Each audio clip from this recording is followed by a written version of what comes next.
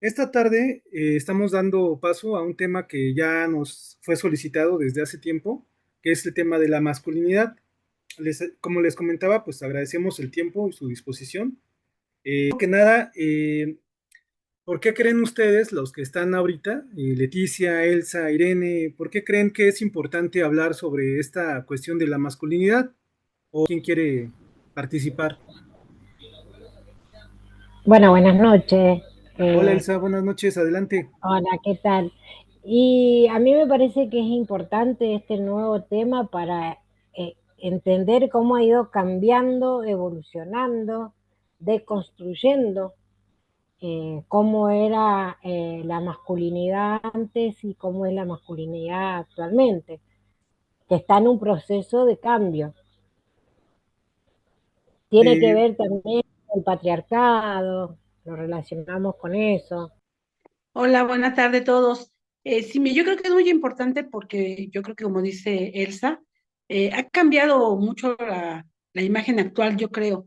Mira, yo eduqué a mi hijo en una apertura entre lo tradicional de mi familia y lo nuevo que yo pensaba de cómo se conformaba pues esta personalidad de los hombres, ¿no? Los masculinos.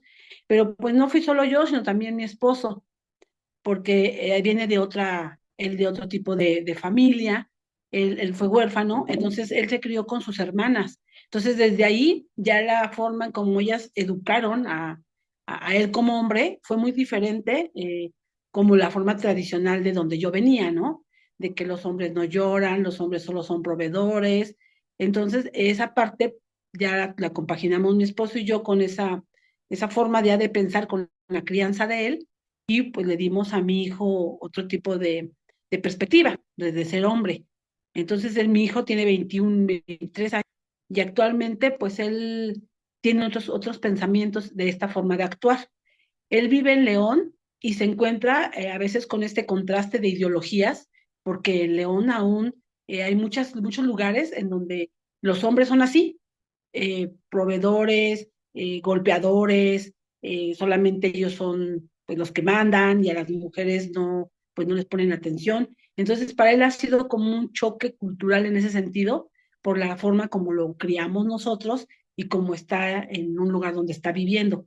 Pero me parece sí muy importante que se abra esta situación, que se escuche y que vayamos generando mayor conciencia pues entre todos, porque la parte de cómo eduquemos, nos podemos reeducar también los demás, pues será que se modifiquen muchas acciones pues en nuestra propia sociedad, ¿verdad?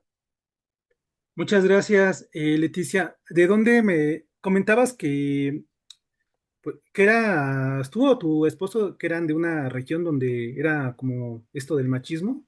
¿De qué estado? Mira, mi familia es del estado de Puebla. Ajá. Yo me crié aquí en la Ciudad de México, pero mi familia viene de Puebla. Entonces, de donde vienen, ellos es un lugar que se llama Xostla, Puebla, y pues hace 40 años, 50 que mi mamá se educó allá, pues es esas formas tradicionales. Hombres proveedores, las mujeres pues abnegadas en casa, los hombres pues trabajando y pues llegaban a ordenar las cosas.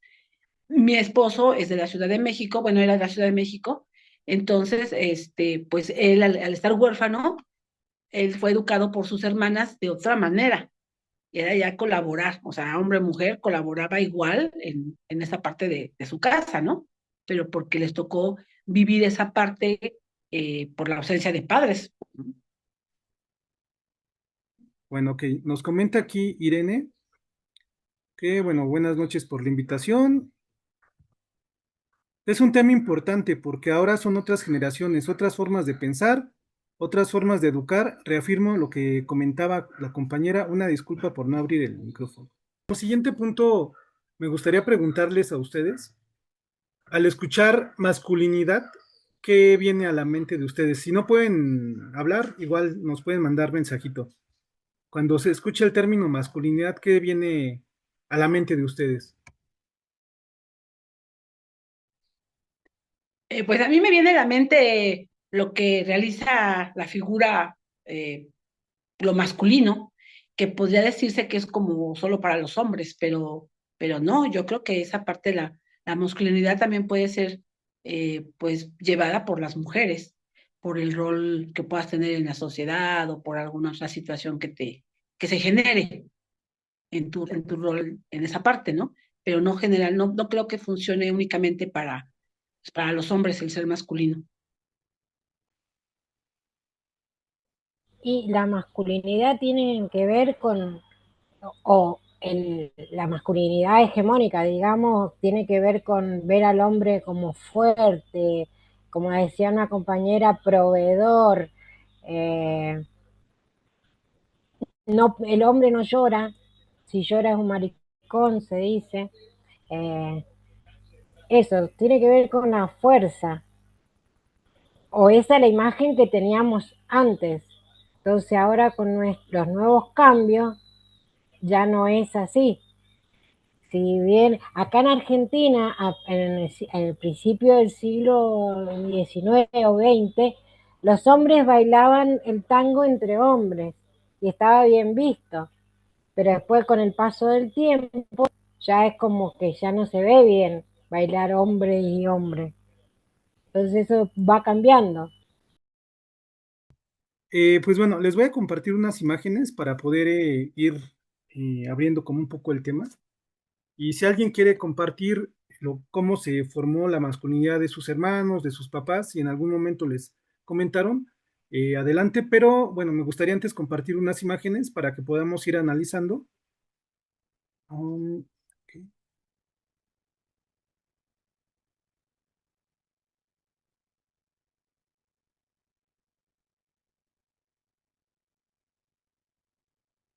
¿Sí se logra ver las imágenes?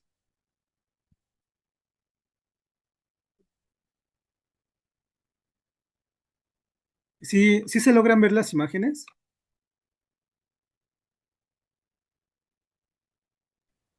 Sí, José, sí. Ah, ok, muy bien. Bueno, tenemos aquí Sí, se ve claro. lo que viene siendo una familia tradicional de aquí de México, cerca del año 1900.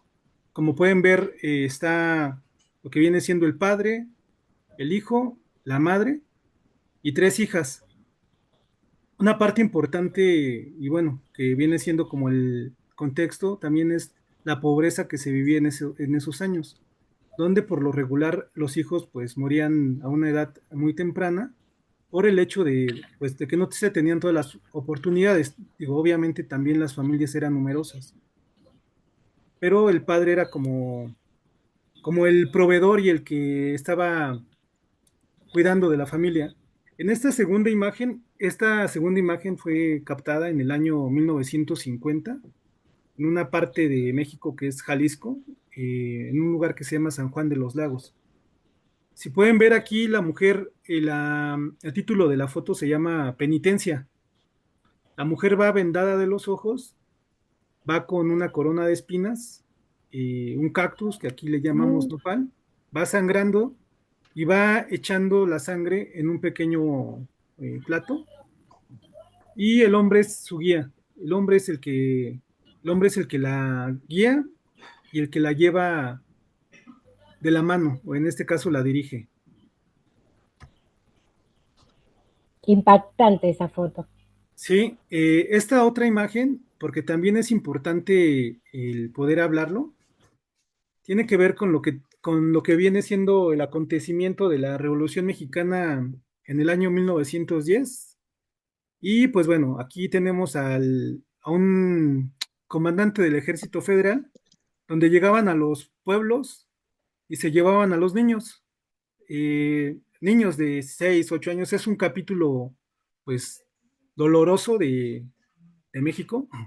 Muchos de ellos ya no regresaban con sus familias o muchos de ellos quedaban huérfanos y al quedar huérfanos, pues obviamente el ejército federal o el ejército revolucionario los llevaba consigo para adiestrarlos y poderlos llevar al campo de batalla, a pesar de que eran niños. Aquí, si pueden observar la imagen, la mirada de los niños, pues obviamente de desconcierto y pues se podría decir que hasta de dolor. Como les comentaba, lo que tiene que ver con el contexto tiene mucho que ver. Esta fotografía es del año 1900. Son unos niños jugando aquí en la Ciudad de México en lo que le llaman, bueno, actualmente se llama la Colonia Guerrero. Eh, Formaba parte de un panteón que se llamaba San Antonio de Paula. Y pues bueno, vemos que los niños no traen calzado y las condiciones en las que tienen, pues obviamente también tiene mucho que ver. Algo simbólico de aquí de México, pues pongo la imagen pues, de Emiliano Zapata. Muchos lo conocemos, todos los mexicanos lo conocemos como la parte del hombre valiente, ¿no? Le llamaban el caudillo del sur.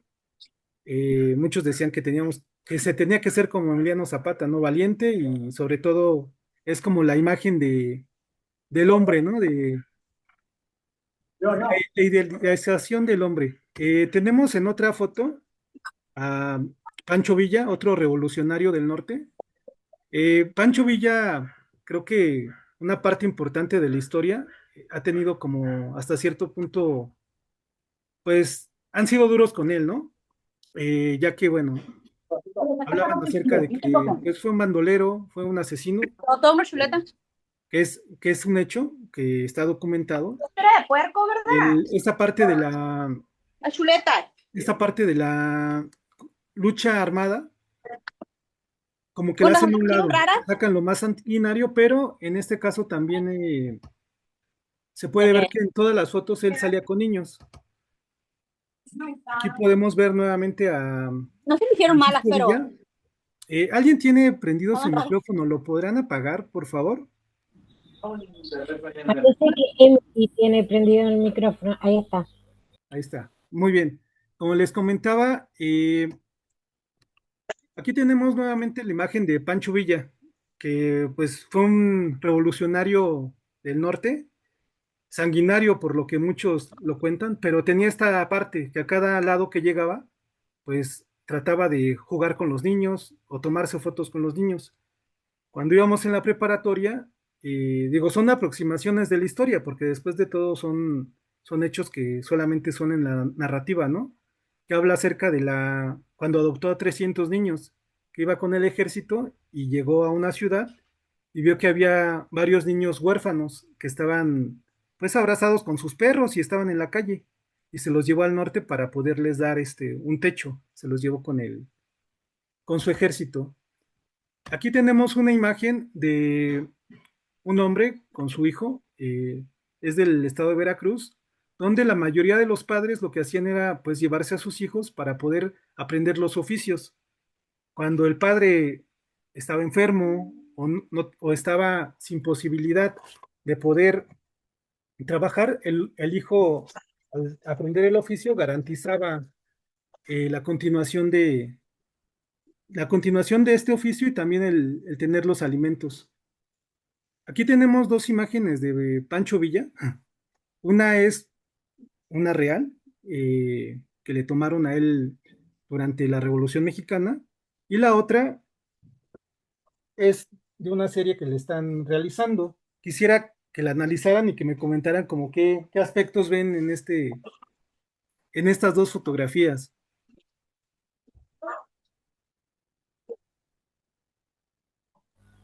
En la original se ve como una persona más simpática, más como cualquier hombre común. Y en la otra que se ve como más fuerte, más como una violencia en su mirada, ¿Ok? desafiante. Muy bien.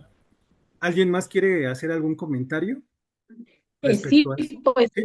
la primera fotografía, la fotografía se supone que es de este hombre, parece un hombre pues común y corriente, ¿no?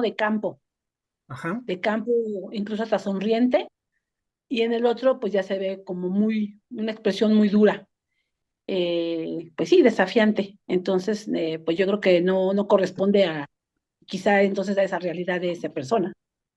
A mí me gustaría preguntarles, como parte de estos ejercicios, ¿cómo se ha construido la masculinidad o ustedes cómo han percibido la masculinidad de sus hermanos o de sus papás? si en algún momento ellos les comentaron cómo fueron educados y cómo han visto esto. Quien quiera, pues el tiempo es suyo. Ayer mandé el audio en el grupo de WhatsApp. Tengo por ahí alguien que me mandó, me pidieron que no dijera su nombre, pero igual, si ustedes quieren comentarlo, adelante. Bueno, yo le comento, yo tengo un solo hermano varón y es muy machista, pero machista mal. Él tiene 65 años y eh, cuando me pongo a hablar con él, no, es hasta violento. Es violento si se refiere a una persona gay, no los quiere. Una vez me comentó que dice, si yo tuviera un hijo gay, tiene dos varones. Dice, si uno de mis hijos fuera gay, lo mato. Me dijo, digo, no podés pensar de esa manera. Y éramos él y cuatro mujeres. Y no sé por qué fue así, porque mi papá yo no me acuerdo de haberlo visto que fuera machista, era un hombre re trabajador, eh, no me acuerdo que haya sido, pero él no sé por qué ha sido así tan machista y no cambia, por más que uno le habla, no cambia. Y yo tengo cinco hijos varones y no, en la mayoría no son machistas, porque yo creo que a partir de lo que nosotros le fuimos enseñando, que también al- hay uno que sí, que es un poquito machista, pero yo siempre traté de inculcarle que tenían que no hay diferencia entre hombre y mujer, que tenían que hacer las cosas de la casa, trabajar, ayudarse en el matrimonio, que no se le caen los anillos por el levantar una taza, lavar, planchar, eso. Muy bien, muchas gracias. ¿Alguien más quiere compartirnos cómo ha vivido este proceso de masculinización con algún hermano, sus esposos? Mira, yo les voy a comentar, mi papá era un hombre, pues creció en una familia numerosa, donde sí existía realmente pues el machismo clásico que conocemos, proveedores, y él así se educó, entonces él era trabajar, trabajar, trabajar, y pues mi mamá en casa. Tanto era así muy marcada la situación que él tuvo tres hijos, dos hijas, entonces él decía, mi papá era carpintero, y él en su formación dijo, a ver, yo quiero un hijo médico, un abogado y un arquitecto. Mi hermano médico se hizo médico, mi hermano era arquitecto carrera trunca y era abogado, tiene personalidad para abogado, pero él quedó en el camino, él no acabó esa carrera y él efectivamente es como el más, también dije yo que pienso que es machista, está muy pegado a ideas igual que la compañera Elsa, que no, las mujeres no pueden estudiar, no deben estudiar. Entonces, así mi papá empezó a educarlos. Cuando mi hermano Jorge, que estudió medicina, falleció muy joven a los 28 años, mi papá cambió su forma de ver las cosas.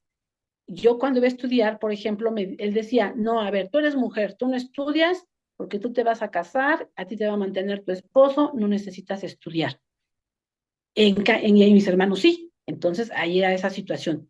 Cuando yo me caso, mi esposo pensaba de diferente manera, por esta forma de que fue educado por sus hermanas.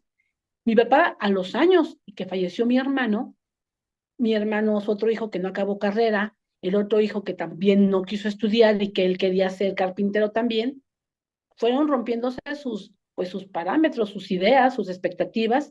Y a los años, cuando ya nació mi primer hija, que es mujer, Shanat, él después ya decía, no, está bien que estudien las mujeres, está bien que estudie Shanat, porque además de eso empezaron a tener mis hermanos hijos y las primeras personas y nietos eran mujeres.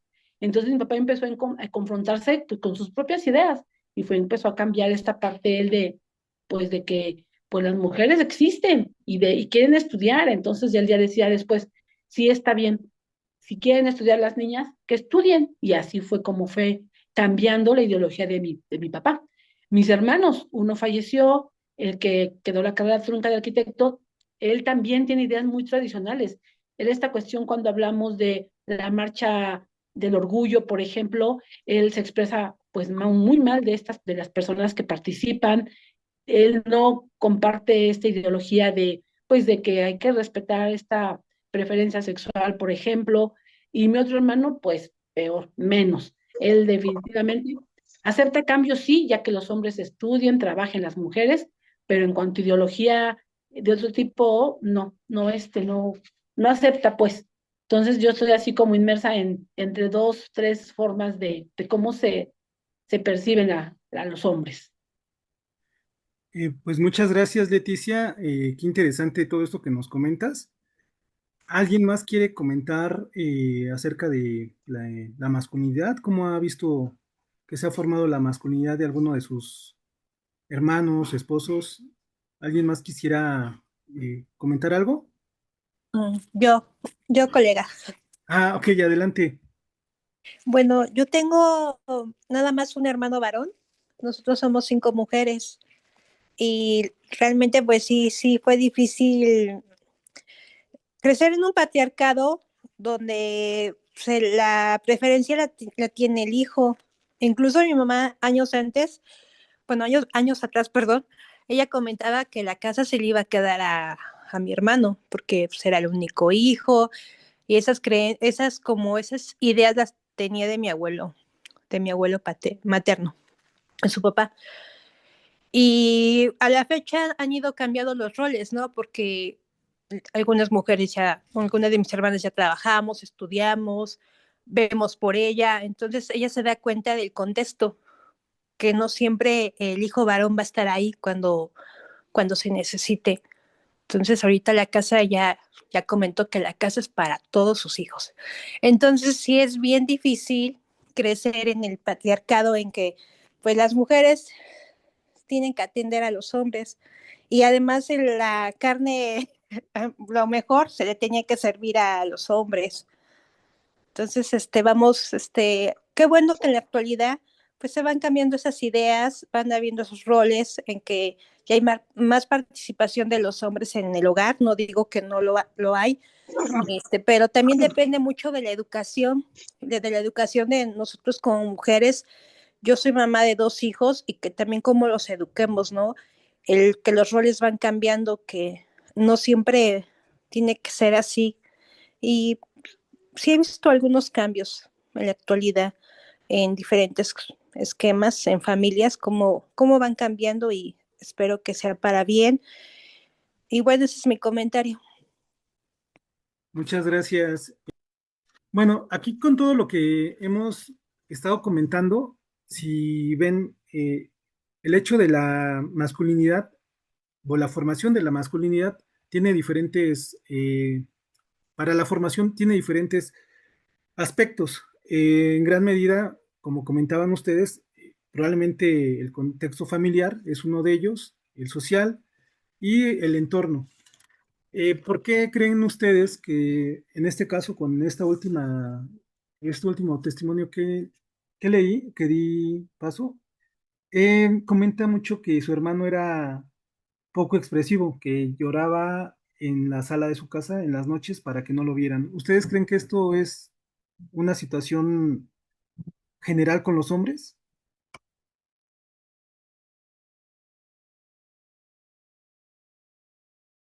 Adelante, les escucho. Aunque es de masculinidad y miren qué importante, la mayoría son mujeres.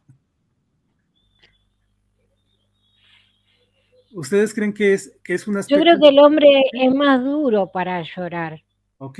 eh, no sé si, no sé, les cuesta expresarse por medio del llanto.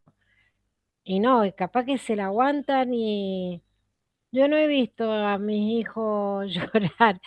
La verdad que de grande, no. Y yo creo que les cuesta expresar el dolor, la pena, y capaz que andan llorisqueando por los rincones para no demostrar porque capaz que piensan que es una debilidad mostrar que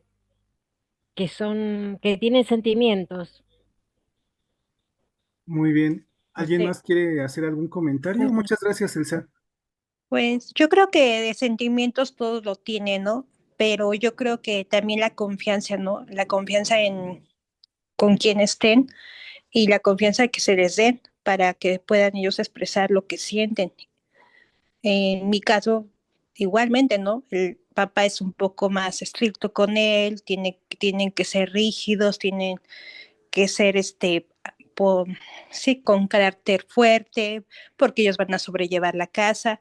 Y bueno, cuando yo hablo con ellos y siento que algo pues no está bien en la familia, trato de hablar con ellos y abrazarlos y sí, mis hijos han llorado y son ya, digamos, adultos, sí han llorado conmigo, sabes que mamá, esto no me parece, esto vi de cuando era niño. Entonces, yo creo que, como digo, los contextos van cambiando y tiene que ver mucho en la educación, en la familia, en la confianza que se les da a ellos, porque sí, sí pueden expresarlo, pero necesitan la confianza. Muy bien, muchas gracias. Justo estaba leyendo para preparar este tema y estaba leyendo algo de Octavio Paz, donde menciona particularmente del mexicano, que el mexicano puede doblarse, humillarse, agacharse, pero no rajarse. Es decir, no permitir que el mundo exterior pueda saber lo más cercano de su intimidad. Si se dan cuenta, pues bueno, son aspectos que van pasando y pues bueno, de alguna manera, inclusive en este aspecto de la salud mental, ¿no? También sería importante saber hasta qué aspecto ellos pueden expresarlo, ¿no? Hace algunos días dimos un taller acerca de la prevención del suicidio, pues, en el marco del Día Internacional de la Prevención del Suicidio, y justamente uno de los expertos en salud comentaban que aunque la mayoría de las mujeres son las que llevan a cabo esta práctica del suicidio o que intentan suicidarse, los que llevan como, vamos, que es más letal son los hombres, por eso es el hecho de que muchos de ellos ni siquiera expresan esta situación. Pues bueno, ahora para ir un poco más avanzando en el contexto, vamos a escuchar a nuestro compañero Ariel Sanabria. Él es trabajador social de Argentina, es licenciado en Trabajo Social por la Facultad de Ingeniería y Ciencias Económicos Sociales. Es mediador judicial y extrajudicial del Colegio de Abogados de la provincia de Córdoba. Es especialista en intervenciones sociales con niñas, niños y adolescentes en la Facultad de Ciencias Económicas, Jurídicas y Sociales. Y bueno, también es docente investigador de la licenciatura de Trabajo Social y tiene asignaturas de trabajo social, intervención de trabajo social con familias y bueno, también tiene ahí experiencias en seminario con género, políticas públicas, intervención profesional y masculinidades. Adelante, Ariel. Muchas gracias. Hola, buenas noches. ¿Se escucha bien? Sí, sí, se escucha bien.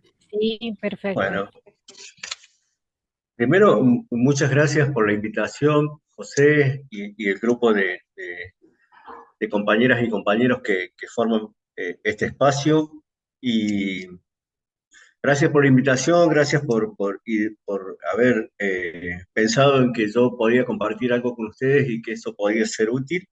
Así que desde ya es un placer para mí estar acá, pero además estar escuchándoles y he ido tomando nota de las participaciones porque hay algunas cosas que son maravillosas como disparadores, ¿no?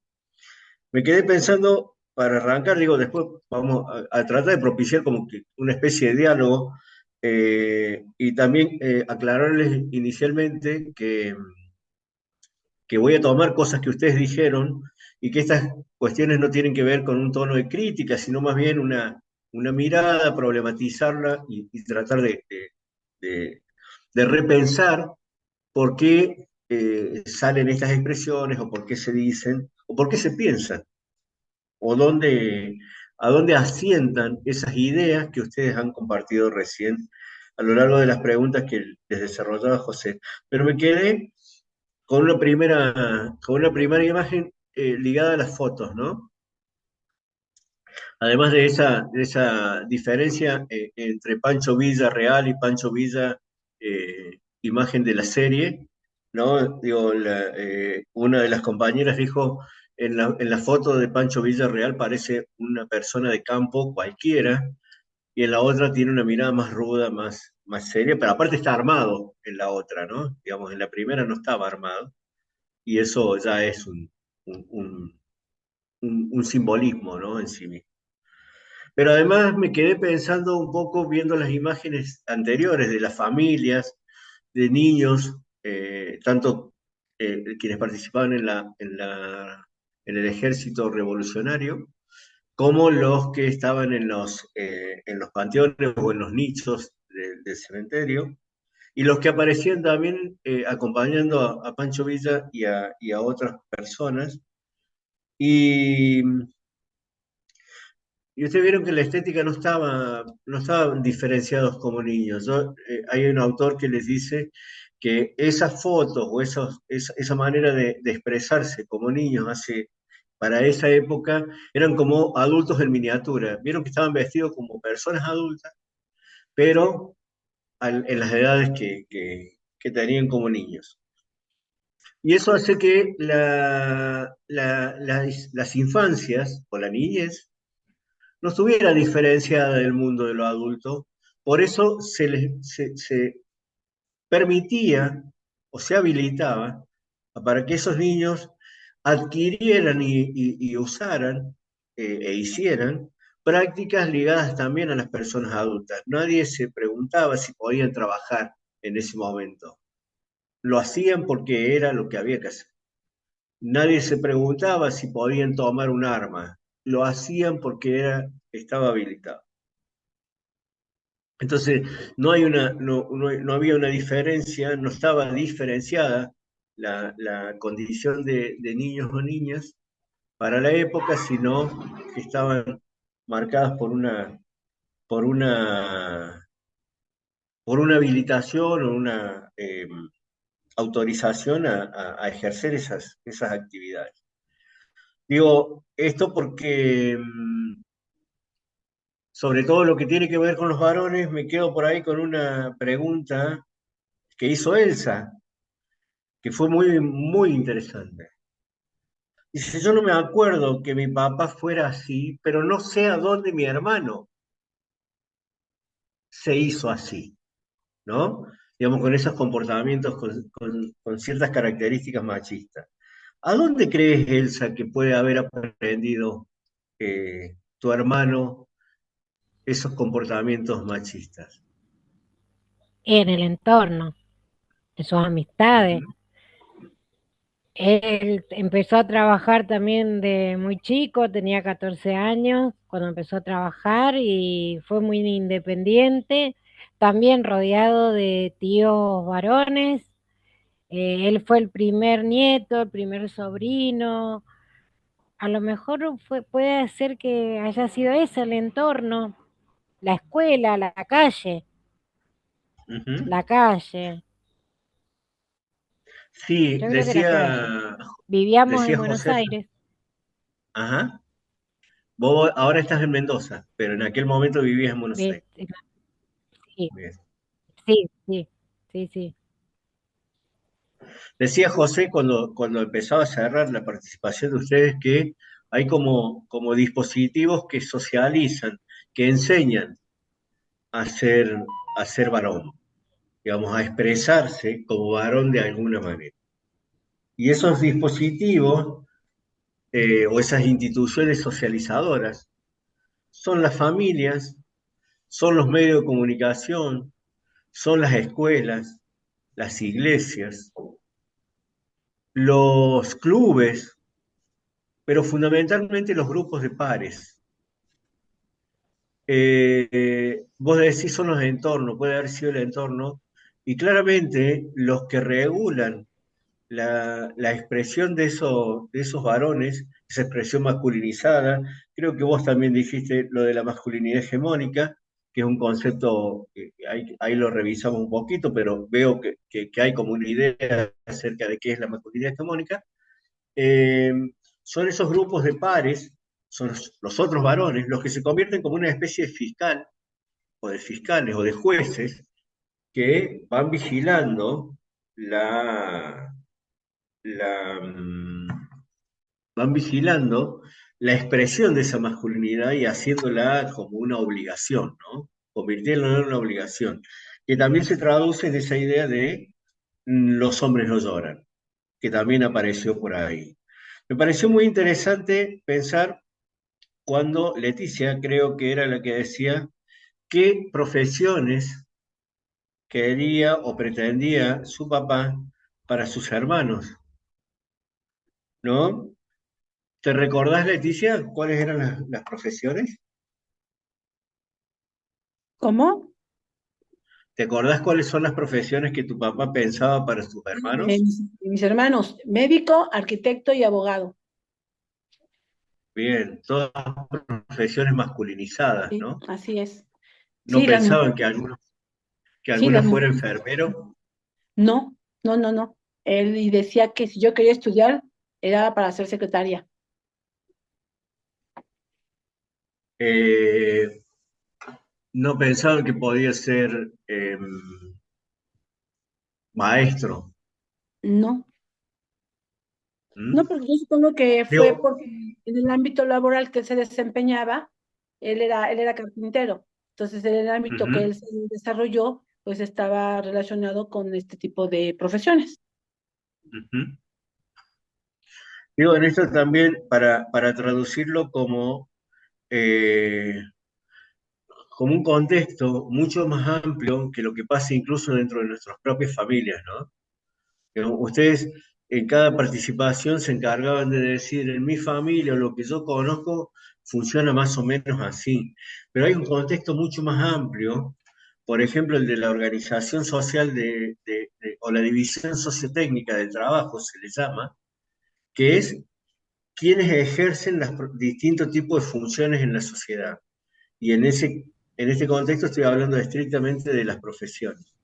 Y Una en cosa, pandemia, una sí, cosita, quiero decir, cómo será el cambio que hubo, que antes éramos más las trabajadoras sociales que los trabajadores sociales.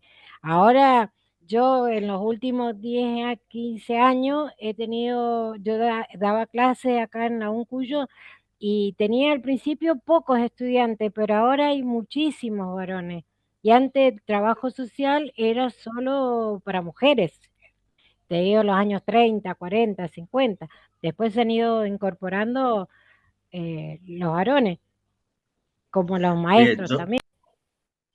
yo no tengo esa misma mirada, Elsa. Yo también soy docente en la facultad y en la participación, o sea, el interés por ser trabajador social de los varones es siempre muchísimo menor al de las mujeres. Tenemos como una profesión fuertemente feminizada. Porque tiene que ver con los cuidados, Mira esto qué que te estoy raro, ¿eh? diciendo. Tiene que Mirá ver con que los cuidados.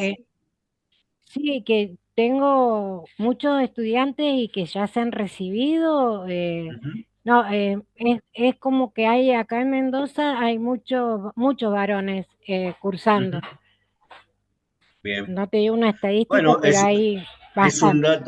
es un dato importante. En el resto de las universidades y en el resto de las carreras no se está observando eso. Se está Mm, observando que la bien. minoría somos varones. No sé en otros países, pero en nuestro país es un dato a tener en cuenta. Eh, Vuelvo al tema, digo, a esto de la división sociotécnica del trabajo. En pandemia, en el momento en que ocurrió la pandemia de COVID-19, nos encontramos que, por ejemplo, en nuestro país en general, las profesiones ligadas a la salud, el personal de salud, estaba formado o estaba eh, protagonizado en un 75% por mujeres. Son mujeres las que forman parte de la gran mayoría de las disciplinas que conforman el sistema de salud. Em, Me quedé pensando también en la idea de que transmitió José en un momento donde estamos hablando de masculinidad y la mayoría son mujeres. Y eso también tiene una manera de entenderse cuando los varones no nos sentimos sujetos con género. Los varones, eh, yo en uno de mis primeros, en mi primer libro, en realidad por allá por el año 2014-2015, uno de los capítulos lo había titulado El hombre no ha sido pensado, porque no ha hecho falta pensarlo al varón.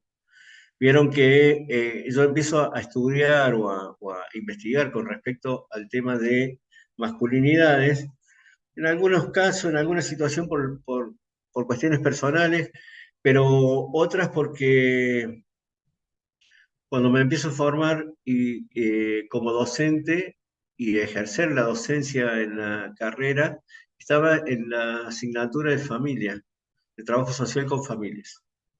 Y veía justamente que todas las actividades, los dispositivos, las estrategias, talleres, eh, espacios de trabajo que tenían que ver con género, estaban todas dirigidas, en su gran mayoría dirigidas a las mujeres y a las personas del colectivo de la diversidad sexual. Entonces, ese sector de la población, mujeres y colectivo de la diversidad sexual, son las personas a las que pensamos o a las que habemos conceptualizado con una condición de género. Los varones, o por ejemplo en la sigla, ¿vieron la sigla LGBTIQ+, y el resto de letras que van caracterizando identidades, expresiones y orientaciones sexuales? ¿Vieron que hay una letra que falta en esa clasificación? ¿Se dan cuenta qué ¿Cuál? letra falta?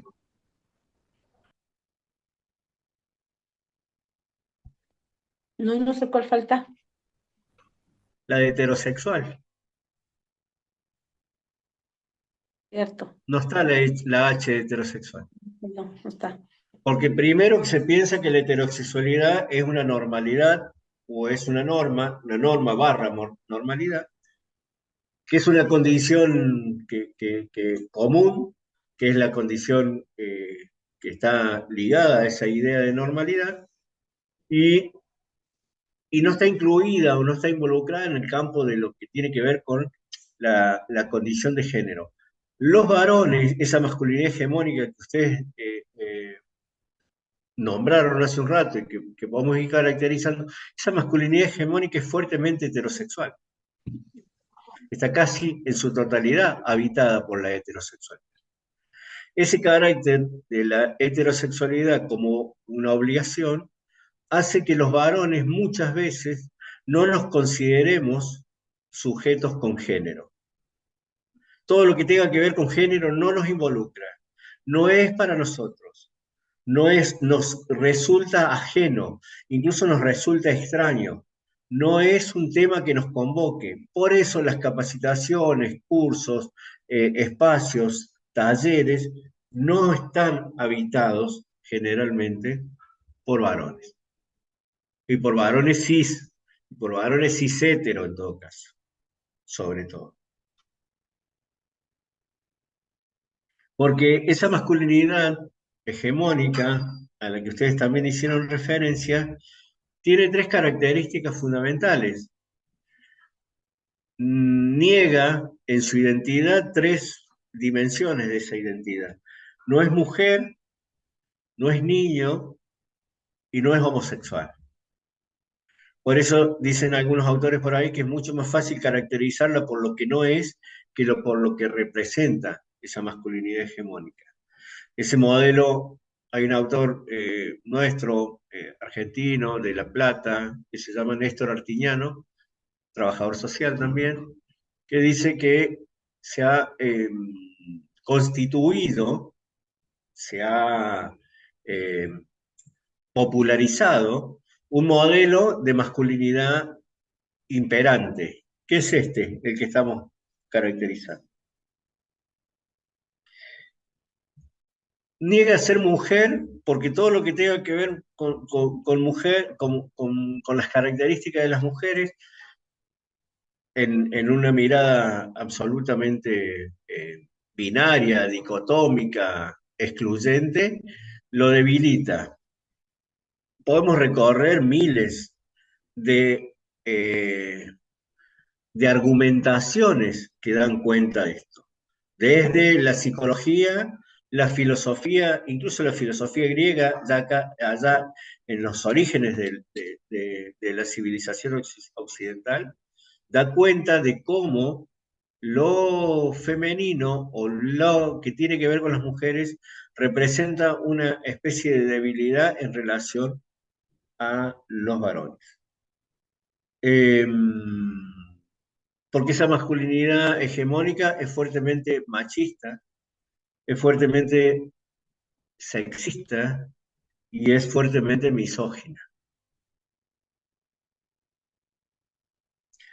Niega ser niño porque lo que tiene que ver con la niñez representa un carácter de todavía incompleto, en proceso, en crecimiento, en desarrollo. Vivimos en un mundo fuertemente adultocéntrico. Lo que dicen los adultos o las personas adultas se transforma como en una especie de ley que lo garantiza o que cree que se garantiza a partir de la adultez. A mí me parece muchas veces re interesante, vieron cómo se caracteriza la etapa de la adolescencia, ¿no? Esa etapa de crisis, esa etapa de dificultad para asumir responsabilidades, esa etapa de que se está definiendo identidad, esa etapa que uno está desarrollándose inicialmente como persona. Y en la Organización Mundial de la Salud, por ejemplo, la coloca entre los 10 y los 19 años. Ese sería como el rango etario correspondiente a la adolescencia. Y yo suelo hacer un chiste en algunas oportunidades. Yo conozco adolescentes de 50 años que todavía están en crisis, que todavía no saben bien qué hacer. Y conozco adultas, personas adultas de 9, 10 años, 11, porque el modo en que te responden, el modo en el que analizan su propia existencia, el modo en que entienden su propia realidad, la verdad que a veces es no solamente sorprendente, sino maravilloso. Y niega ser homosexual porque tiene esa característica fundamental de ser heterosexual. Y ahí hay atravesamientos de todo tipo, ¿no? Atravesamientos biológicos en términos de reproducción de la especie, atravesamientos religiosos en términos de reproducción de la vida.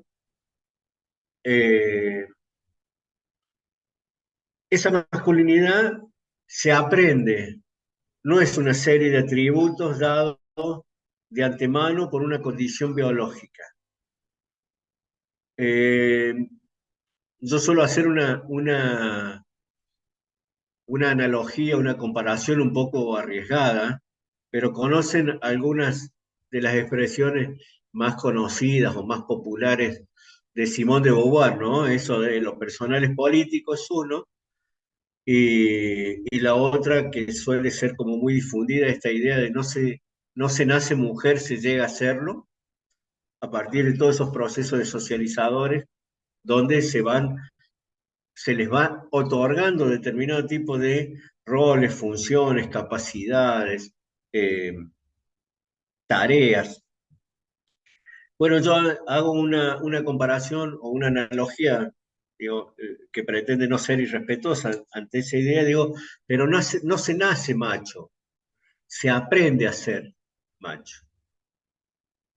Y se aprende a lo largo del tránsito por esas instituciones socializadoras que nos van configurando y que a veces no se sabe muy bien ¿A dónde? Decía Elsa recién que seguramente el entorno, seguramente la escuela, seguramente ha operado, esas relaciones han operado para configurar a un varón con ciertas características.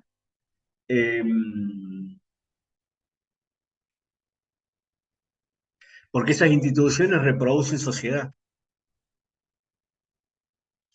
y reproducen socialmente lo que somos. Y esos varones socializados de esa manera, que aprenden a través de esos ejercicios, homosociabilidad se llama ese proceso de aprendizaje expresado por los iguales, ¿no? Por las personas que forman parte de su propio género, que decía yo recién, que son quienes operan como fiscales o jueces de nuestras propias conductas. Incluso, eh, en muchísimas oportunidades, estos varones, producto de ese tipo de tensión en la relación con los propios pares, inician determinado tipo de prácticas para demostrar las potencias que, por ejemplo, que caracteriza a Rita Segato, ¿no? No solamente la potencia sexual, sino la potencia cultural, la potencia económica, la potencia política. Y, y a veces se ven obligados a iniciar determinado tipo de consumos, porque si no quedan afuera de ese grupo de pares, se ven obligados a iniciar algún tipo de actividad, por ejemplo, que tiene que ver con la sexualidad, porque si no quedan afuera de ese grupo de pares. Acá nos juntamos los que consumimos, los que tomamos alcohol, los que tenemos relaciones sexuales. Si ustedes no las tienen, no participan de esas actividades, no están habilitados o no están legitimados para formar parte de este grupo. Y esos mandatos socializados, por los cuales han sido socializados, son estos también que ustedes han nombrado. A lo que yo agrego uno, históricamente se ha pensado el mandato de ser proveedor, esto de ser jefe de familia, ser quien es el que, digamos, habilitado a actuar en el ámbito de lo público, ¿no? Ser protector, tener el carácter de ser protector, ser autosuficiente, esto de la cultura del aguante, me aguanto, hay estadísticas, probablemente las hayan recorrido en algún momento, pero saben las estadísticas de expectativa de vida en Latinoamérica que tenemos, los varones vivimos entre 7 u 8 años menos que las mujeres. Producto de ese rol autosuficiente, de esa historia o de esa idea del aguante, de la automedicación, la falta de controles periódicos, pero además hay otra cuestión que me parece fundamental. Hablábamos con José ayer, creo que fue cuando me contaba que él trabajaba en los servicios de salud. Yo también trabajo en el sistema de salud. Y yo sostengo que el sistema de salud no está organizado, primero que está organizado, está estructurado alrededor de un binomio. No sé si ustedes opinan lo mismo, digo, pero está organizado alrededor del binomio madre-hijo. Está maternalizada la política de salud, al punto que acá se utiliza un instrumento que es como una historia clínica de la mujer embarazada cuando empieza a hacerse los controles mensuales, que se llama CLAP, que es una historia clínica. En esa historia clínica de la mujer embarazada no hay ningún apartado que tenga en cuenta al varón. Ni siquiera para conocer antecedentes de salud que debieran o que podrían ser importantes en el proceso de gestación y posterior nacimiento de ese niño o niña que está en gestación.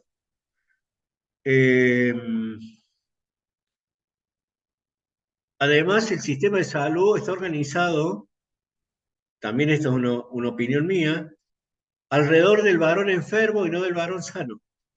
El sistema de salud yo diría mundial, pero el que nos toca más de cerca, que es el que transitamos con más cercanía quienes vivamos donde vivamos, está organizado para recibir a los varones que vienen con algún síntoma, ya producto de que esa cultura del aguante no ha dado más, digamos que ese cuerpo ha empezado a manifestar alguna, alguna condición que hace que sí o sí ya haya o sea, que sea insostenible no hacer la consulta médica, y no al varón sano. ¿Conocen alguna? Veo que hay trabajadoras sociales, ¿conocen alguna política preventiva destinada a los varones? Yo quiero comentar, Ariel, hay hasta cierto punto algunas campañas para prevenir, digamos, el cáncer de próstata en hombres, algunas de prevención del suicidio, y la verdad es que es lamentable porque muchas muestras se desperdician, los hombres no van. Hay un estigma acá en México, bueno, anteriormente el urólogo pues tenía que hacer el tacto para poder detectarlo, el tacto por el recto. Ahora pues obviamente las pruebas son mucho más sencillas con el antígeno prostático, pero la mayoría de los hombres no van. Es increíble que no vayan. Y también otra de las situaciones que yo he visto es con los pacientes que realizamos visitas, que están enfermos, eh, no tienen este rol de la responsabilidad de su salud. Por decir algo, visitamos personas diabéticas que ya les han amputado ambas piernas. Y en algunos casos, cuando decimos, oiga, ¿por qué sigue comiendo esto? ¿Qué medicamento está tomando? Responsabilizan a la esposa o a la hija, ¿no? Bueno, es que ella me dio esto de Ujú. comer.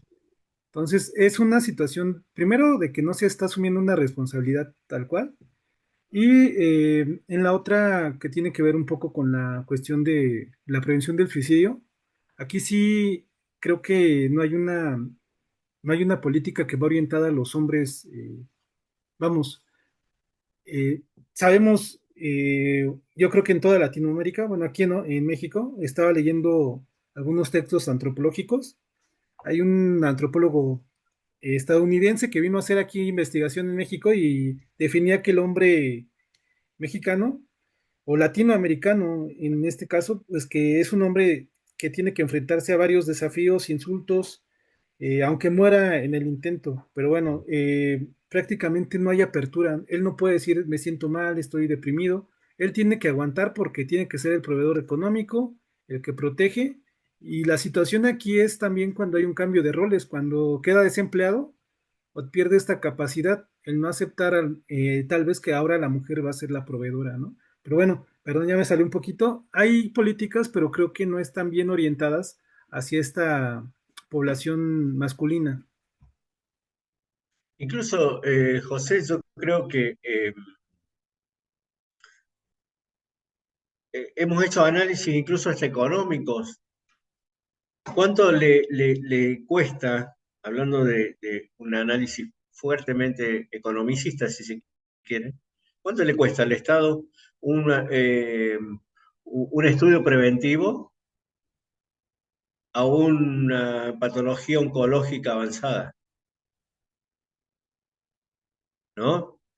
Digo, el sistema de salud hace poco, en marzo de este año, tuvimos una actividad producto de que acá hay una liga de fútbol de veteranos, personas adultas que juegan al fútbol, eh, y en un partido de esa liga de fútbol, una persona padece un paro cardiorrespiratorio y muere en pleno partido. Entonces, en base a eso, porque había habido un antecedente el año pasado también, eh, se realizó una jornada de un control de rutina, un examen de rutina para 40 jugadores de fútbol, al menos ese número es el que nos tocó en el hospital donde yo trabajo. Y yo los entrevisté esos 40. Primero que de esos 40 solo 3 tenían algún chequeo anual. Estaba hablando de varones entre 60 y 75 años. Solo 3 tenían algún chequeo realizado preventivo. El resto iba al médico en el mejor de los casos cuando tenía algún padecimiento. En el mejor de los casos, digo, porque no siempre. Y solo 2 de esos 40 alguna vez habían usado un preservativo. Alguna vez habían usado un preservativo. Que eso nos introduce también en otro tema que tiene que ver con la sexualidad y los cuidados de la salud sexual reproductiva y no reproductiva. Ya volvemos a eso si quieren, pero... y había una opinión común de todos esos varones, 40, porque esta actividad se realizó un sábado a la mañana. El hospital donde yo trabajo el sábado a la mañana atiende solo la guardia y el resto de los servicios que trabajan todos los días están cerrados. Entonces se organizó como una especie de circuito para que esos varones pasaran por distintos servicios ese sábado a la mañana. Esos 40 varones decían cada vez que los entrevistaban que estaban recontra agradecidos, o sea, estaban muy agradecidos de la forma en que los habían atendido, porque había compañeras, agentes sanitarias que los acompañaban. Bueno, acá tiene que ver a la médica, acá tiene que ver a la kinesióloga, acá tiene que ver a odontología, acá tiene que ver. Entonces yo les decía, no se confundan, porque esto estaba organizado fuera del horario de atención común, habitual, de nuestro hospital, y los invitaba a venir un día cualquiera, porque ese día cualquiera tienen que venir a sacar un turno, tienen que esperar para que se les otorgue el turno, tienen que esperar para que se les atienda, y eso comúnmente está habitado por las mujeres, porque las mujeres son las que hacen esa gestión. Incluso esos varones van al médico una vez que las mujeres, hijas mujeres, o parejas, o madres, gestionan el turno para que finalmente ellos puedan ir. Y ahí hay una cuestión que también tiene que revisar el sistema de salud. Nuestros centros de salud, las salitas o los dispensarios o los centros de atención primaria de la salud, funcionan en un horario en el que casi siempre esos varones están en la jornada laboral. Entonces tampoco está, digamos, organizado para que esos varones puedan ir. Porque, por ejemplo, acá abren a las 7 u 8 de la mañana, cierran 16 horas. Muchos varones en los sectores populares, fundamentalmente, donde están ubicados esos centros de salud, es en ese horario cuando trabajan. A la tarde-noche, cuando están regresando a su casa, esos centros de salud están cerrados. Entonces se tienen que dirigir a hospitales de otros niveles o de mayor infraestructura, por ejemplo el nuestro, donde yo trabajo, que es de atención primaria de la salud, pero tiene atención las 24. Entonces digo, ahí hay una revisión, una reflexión que también tiene que hacer el sistema de salud en ese sentido, ¿no? Es decir, ¿qué tipo de varones? Ahí me adelanto a una de las preguntas del final que quería, pero me adelanto ahora y ya se las voy dejando planteadas. ¿Qué tipo de varones construye el sistema de salud? ¿Qué tipo de masculinidad genera? ¿Qué tipo de subjetividad masculina genera? Esta, la de que aguántense porque ustedes tienen resistencia, porque ustedes tienen el valor, porque ustedes tienen la potencia física, porque además están sometidos a un conjunto de tensiones, presiones sociales, mandatos socioculturales y políticos que les implican determinado tipo de actividades. Y actividades ligadas al riesgo, ligadas a la velocidad, ligadas a los comportamientos heroicos. Fíjense ¿Ustedes creen que es casual que Pancho Villa se sacara foto con niños? ¿Por qué se sacaba foto con niños, Pancho Villa? ¿Por qué creen que se sacaba foto con niños? Adelante, anímense a participar. Adelante, Pues Leticia. sí, Porque pues se quizá, vería el futuro, pienso. Sería porque los niños eran el futuro. Pero además hay una idea de referente, y el héroe sí, como Claro, como referente, él mismo. Ujú. claro, siguen repitiendo su imagen, ¿no? obvio, claro. Y él es O a lo modelo. mejor él se veía a él mismo en los niños. Es que hay una idea de modelo. ¿Qué participación tienen las mujeres en la historia, en la construcción de la historia? Hubo, hubo que hacer revisionismo histórico para identificar, bueno, Exacto, ahora porque hay mucha, hay un ustedes montón de mujeres en argentinas México, que participaron en la independencia americana, tanto argentina, boliviana, obvio, Juana Zurduy, una, hay un montón. Lo que pasa es que estaban ocultas y ahora la revisión histórica que se está haciendo van apareciendo las mujeres independentistas. Aquí, obvio, ahora tiene ok. una Yo, que está totalmente decidida a reivindicar ese yo- rol. yo quiero comentar justamente de lo que veía de Pancho Villa. Es que durante su juventud, pues, bueno, son como aproximaciones, porque como tal, la historia es así, ¿no? Da datos aproximados, ¿no? De que durante su juventud, pues, él fue campesino y pues que vivió abusos, a diferencia de Emiliano Zapata, que es el otro revolucionario, que era de una clase más acomodada, y pues que él veía en la lucha armada hasta cierto punto el poder dar como igualdad. De hecho, en la misma historia se habla de que él al principio cuando era bandolero, hasta cierto punto daba como a los más necesitados, repartía esto, ¿no?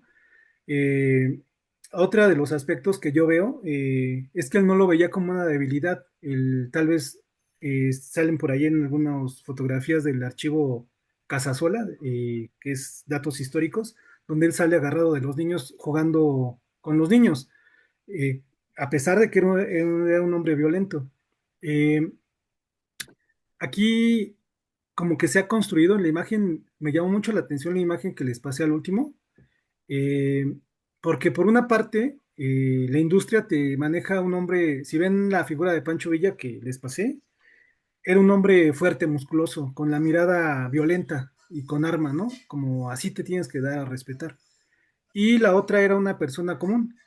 Eh, Actualmente considero que hay una situación, particularmente en México, que está pasando con esta cuestión del narcotráfico, y que va muy de la mano con la violencia y esta situación del feminicidio, los feminicidios que se dan, ¿no?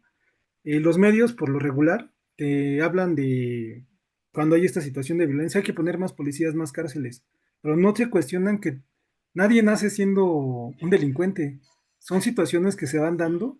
Hay algo que le llaman aquí en México la apología del delito, que en canciones te van describiendo cosas fantásticas de los Los narcotraficantes. corridos, Sí, exacto. eh, que te los comentan, no sé, que es lo máximo, ¿no? La aspiración de mucha gente, sobre todo en el norte, es ser narcotraficante, ¿no? Tener el poder. Cuando yo era adolescente, la mayoría queríamos ser maestros, ¿no? Queríamos ser doctores cuando jugábamos. Ahorita ves a los niños, inclusive aquí en la periferia de la ciudad, muchos escuchan estas canciones y yo no logro entender, digo, como les comentaba, era el tema de masculinidad, debe de interesarnos a hombres y mujeres, pero esperábamos que hubiera por aquí algunos hombres, ¿no? Pues muy bien, adelante Leticia. Justo te quería comentar bueno, hacer referencia al comentario que escribió Mauricio Rodríguez en relación a esta parte de cómo él está percibiendo en el norte esta situación de los hombres, de los niños, que tienen esta imagen, y es una imagen pues masculina, ¿no? De los narcos, del poder, del dinero. Y eso lo menciona él como referente en el norte. Pero si nos vamos al sur, tenemos en Chiapas, tenemos en Oaxaca, pues donde hay sembradíos de narcos que también los toman para guerrillas, los toman para pues para que estén ellos ahí cuidando sembradíos y toman a los niños también para que participen. Y entonces ya su participación en lo masculino, pues viene a ser esta parte de que efectivamente ellos van a ser guerrilleros y ya no nos vamos tan lejos a la imagen de Pancho Villa, vámonos a imágenes pues más recientes, que tengan poder, que tengan mujeres, quizás a los propios cantantes, hay cantantes que tienen esa imagen de poder, de que tienen mujeres, y es una imagen que está vendiendo y que está pegando pues a los niños actualmente, ¿no? Es lo que quería comentar nada más. Eh, Gracias, Leticia. Leticia, dijiste la palabra mágica. Ahora vuelvo a la palabra mágica. En nuestro país, hace 15 días atrás, aparecieron tres adolescentes, tres mujeres muy jóvenes, salvajemente asesinadas. Y hubo también toda una discusión, incluso en los medios de comunicación, en el análisis de la situación, donde aparecía esto del ajuste de cuentas narco, producto de una venganza, y, eh, y en el aula nosotros lo trabajamos como tratando de complejizar ese análisis, en términos de feminicidio, en términos de crímenes en los cuerpos de las mujeres como cuerpos políticos, como territorio político. Y también, en base al comentario que decía Mauricio, también pensar que muchas veces cuando en los estados dejan vacíos, ¿no? Para intervenir en determinados territorios, eh, cuando ese estado no alcanza a anclar ahí, o se retira, como nos está pasando en nuestro país, del aspecto social de la función del Estado, asume otra institucionalidad la responsabilidad en eso. Y ahí, cuando vos caracterizabas, o Mauricio caracteriza, e incluso José decía, que lo masculino, que también eso fue brillante, la distinción que creo que hiciste vos, Leticia, entre la masculinidad y lo masculino. Lo masculino tiene como anclaje en esos sectores ligados fuertemente a las violencias y a los delitos. Y ahí yo tengo también una posición que se las comparto para pensarla. Vieron que muchas veces se dice o se plantea que el machismo o la violencia de género es un problema cultural que se puede resolver transformando comportamientos culturales. Y yo no estoy tan de acuerdo con eso. Y ahí viene la palabra mágica que nombraste recién. Para mí es un problema político, porque hay relaciones de poder y porque hay ejercicio del poder. ¿Y por qué aparece la violencia? ¿Por qué hay expresiones del machismo? ¿Por qué aparecen estos crímenes ligados al narcotráfico? Todo aparece y todo sucede porque pueden,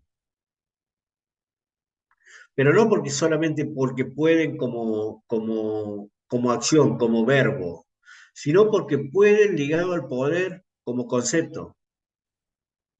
Hay una relación de poder, hay una dominación, hay un ejercicio del poder que habilita a que se hagan determinado tipo de actividades de sometimiento a otros y a otras a partir de ese ejercicio de poder. La masculinidad es una posición de poder. históricamente lo ha sido. Y lo sigue ejerciendo. Y lo digo la masculinidad en singular, porque tampoco estoy demasiado de acuerdo con esta idea de nuevas masculinidades. No sé si seguramente lo han escuchado más de una vez, la idea de nuevas masculinidades. Y yo ahí no estoy de acuerdo porque coincido con otros compañeros que también compartimos esta mirada. Masculinidades alternativas, diversas, plurales. Ha habido siempre. Lo que pasa que esta, la hegemónica, es la que tiene el poder. Y el resto están subalternizadas a esa masculinidad.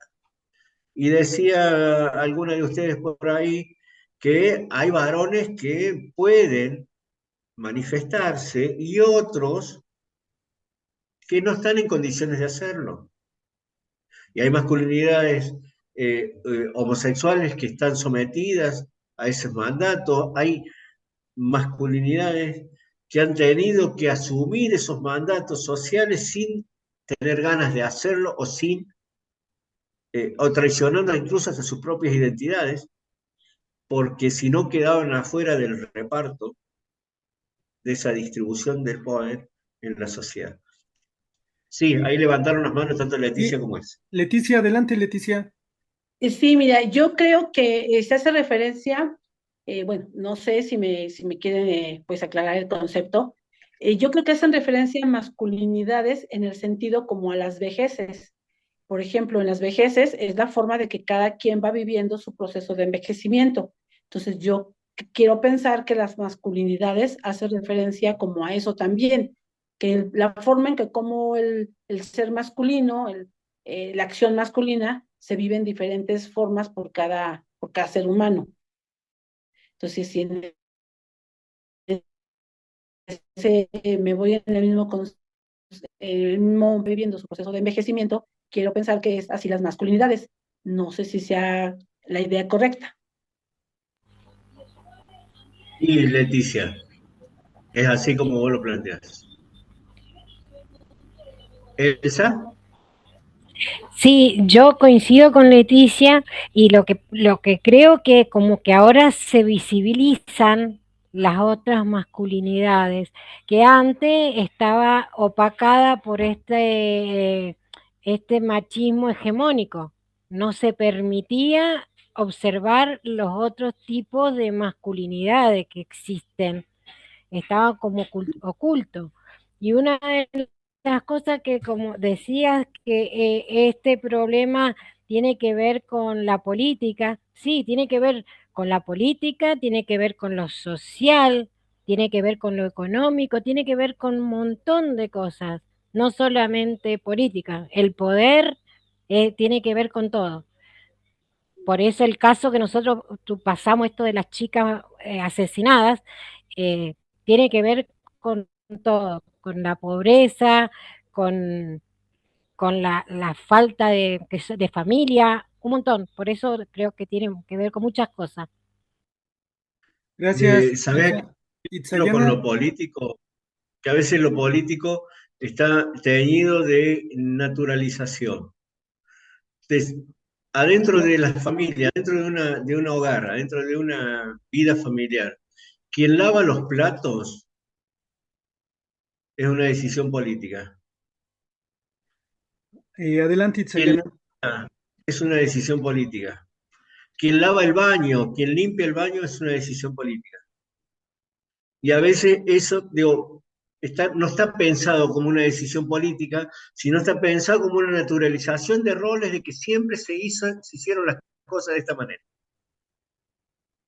Y no se problematizan. Y ustedes decían hace un rato, en su familia se ha ido dando un proceso de colaboración en las tareas dentro del campo de lo doméstico. Sí, incluso eso es parte del proceso necesario de revisión. Sí, hay una mano levantada. Adelante, Itzayana. Gracias. Bueno, pues sí, estoy de acuerdo con Elsa que tiene que ver con esta parte económica, social, política, pero creo que también religiosa. de creencias, porque también a lo largo de la historia, sobre todo de la religión, pues siempre se ha tomado como que la imagen de un dios es masculina.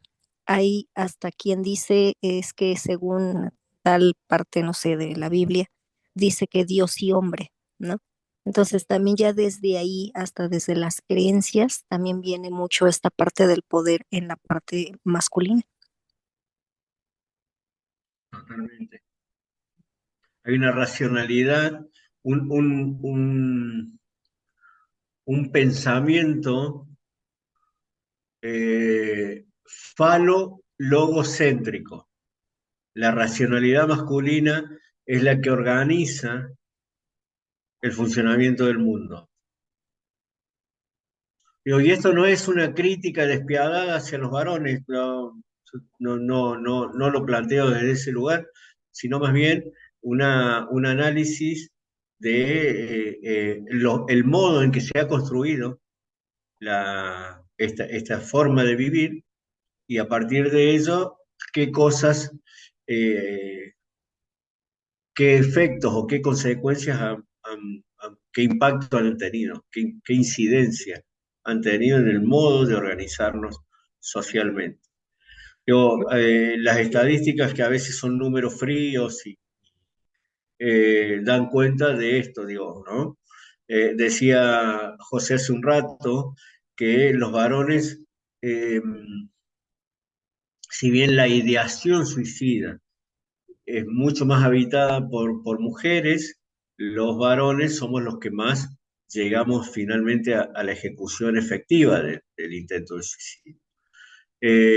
Hablando de estadísticas de expectativas de vida, si decíamos que los varones vivimos entre 7 y 8 años menos que las mujeres, aún así nuestra expectativa de vida promedio en Latinoamérica es de 75 años, mujeres 82, 83 años.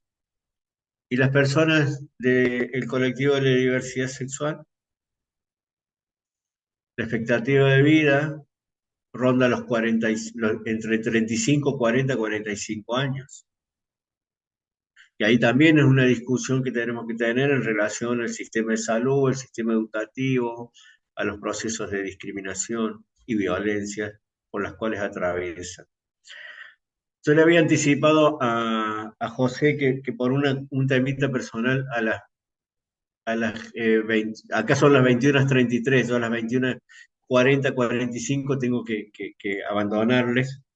Y quería dejarles dos o tres cosas. Primero, digo, esto de anticipar que hablando de lo personal es político, yo no me puedo desligar del análisis de la situación de mi carácter de trabajador social. Es parte constitutiva de mi identidad y de mi vida, igual que mi condición de varón cis hetero, padre, compañero, abuelo, amigo, trabajador de la salud y trabajador de la educación pública, ambas. Y en ese contexto digo, esto que les voy a plantear, se los voy a plantear desde el trabajo social, pero que puede ser trasladado a otros órdenes de la vida, incluso a otros órdenes de los ejercicios profesionales y no profesionales. Yo distingo en mi investigación, en mi experiencia en el trabajo con el tema de masculinidades, distingo tres grandes campos de intervención, estrictamente del trabajo social, pero insisto, lo podemos llevar hacia otras expresiones de la vida social. Un primer campo de intervención que es trabajar con varones que han cometido violencia. Y ahí hay un montón de experiencias y de dispositivos armados, muchos de ellos tienen que ver con la educación popular, esto de procesos de reeducación, digamos, nos han enseñado, hemos aprendido a ser varones de determinada manera, tensionar esos procesos pedagógicos en los cuales hemos sido construidos para generar otras prácticas, revisiones, reflexiones. Algunos autores y algunas propuestas son más ambiciosas, como utilizando el término de la deconstrucción, ¿no? Generar procesos de deconstrucción de esa masculinidad hegemónica. Muchos de esos dispositivos están ligados a denuncias, a causas judiciales, a órdenes judiciales.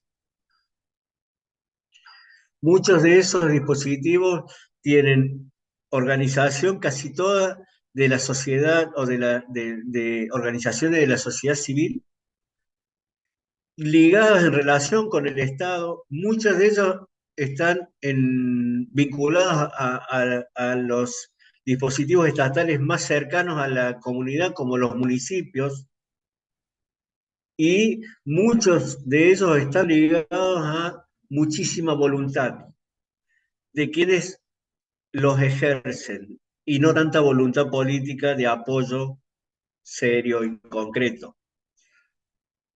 Ese es un primer campo de intervención. Un segundo campo de intervención es el de la promoción y prevención.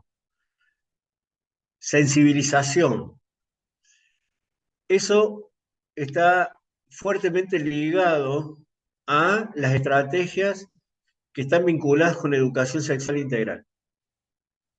Y ahí nuestro país, Argentina, tiene una ley de educación sexual integral, allá sancionada por el año 2006, de floja implementación en el sistema educativo en general, con muchísima resistencia, incluso como decía Isayana recién, mucha resistencia del orden de lo religioso, con organizaciones incluso que plantean con mis hijos no te metas, que se oponen a la implementación. Hay la palabra mágica, volviendo a esa metáfora por ahí media ingenua que usaba recién, la palabra mágica que destraba esa posición es el concepto de integral. Porque a veces educación sexual está ligada a la sexualidad, incluso prácticas y en el campo de lo biológico, pero el término integral es el que destraba la posibilidad de pensar que no estamos limitando la educación sexual solo al plano de lo biológico y lo sexual, sino como lo sexual, cómo tenemos una educación sexuada. Y si tenemos una educación sexuada, dice un colega trabajador social de Córdoba, tenemos que intervenciones en el trabajo social también son sexuadas.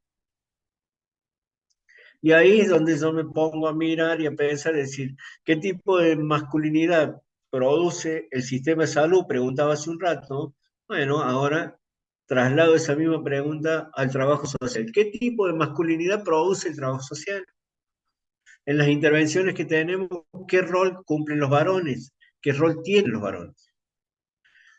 Y ahí esa es la puerta de ingreso al tercer campo. El tercer campo de intervención del trabajo social con masculinidades es el de la cotidianidad, es el de la intervención, la de todos los días, en el ámbito en el que estemos: justicia, salud, educación, desarrollo social, las políticas públicas, en el campo de la salud mental, donde estemos. ¿Con qué varones trabajamos? Yo pregunto, desde el trabajo social, ¿con qué varones trabajamos? ¿Tienen un lugar los varones en la intervención del trabajo social? ¿Producimos presencias o ausencias masculinas en el trabajo social? ¿Es el trabajo social un dispositivo que construye masculinidad? La evidencia le trae, para ejemplificar rápidamente, yo trabajo mucho en relación con las escuelas, desde el hospital donde trabajo. Muchas veces vienen docentes o personal de la escuela y me dicen, che, hay 3 niñas y niños de esta familia que hace días que no vienen a la escuela. Ya hemos citado a la madre, hemos llamado a la madre, nos hemos comunicado telefónicamente con la madre, hemos ido hasta la casa, buscado a la madre y la madre no viene, no se presenta en la escuela. Bien, ¿hablaron con el padre? No. ¿Por qué no hablaron con el padre? ¿Que el padre no tiene responsabilidad? ¿No tiene responsabilidad en que sus hijas e hijos vayan a la escuela? Digo, ahí estamos produciendo una presencia en el marco de la intervención del trabajo social. Entonces yo digo, ese tercer campo no necesita un dispositivo específico de intervención, sino más bien porque la intervención misma es el dispositivo, pero tenemos que producir, como dicen algunos autores, incluso el enorme Dussel, ausencias o presencias. Tenemos que producimos subjetividad o no en esa intervención. Eso es lo que tenía para compartirles. Espero primero reitero el agradecimiento, porque ha sido hermoso compartir con ustedes este rato y poder establecer estos diálogos. Así que les agradezco muchísimo la participación, las repreguntas y los comentarios. Muchas gracias, Ariel. Bueno, Ariel me comentó que se va a tener que desconectar antes por una situación inesperada. Y bueno, si tienen algún comentario, alguna pregunta, pues igual podemos hacérselas llegar. Sí, Ajá, quedo en contacto. Por ahí decía un comentario que ojalá se repita. Cuenten conmigo, avísenme y yo, en la medida de lo que pueda, me conecto con ustedes. perfecto. Muchas gracias, Ariel. Pues le agradecemos enormemente a Ariel y estamos... Muchas gracias. Gracias a Nos ustedes. dejaste más que nos preguntemos un montón de cosas. Genial, genial. Esa es la idea. Muchas gracias, Ariel. Está bien. Pues bueno, el 18 de octubre vamos a tener el tema de acompañamiento en cuidados paliativos. Compañeras, por si quieren acompañarnos, les hago y se hayan tomado el tiempo. Ojalá puedan acompañarnos el próximo sábado 18 de octubre en acompañamiento a cuidados paliativos. Y, ¿por qué no? Poder ir retomando, si les interesa, armar otro taller con Ariel. Sí, adelante. Bueno, a mí me hubiera gustado que hubieran estado más compañeros, porque, bueno, el tema fue de masculinidad, ¿no? Entonces, saber más sobre que ellos nos comentaran, ¿no? ¿Qué es lo que piensan? ¿Qué es lo que sienten? Información. Pues muchas gracias, cuídense mucho y nos vemos el próximo 18. Hasta luego. Buenas Nos noches. vemos la Buenas noches. próxima.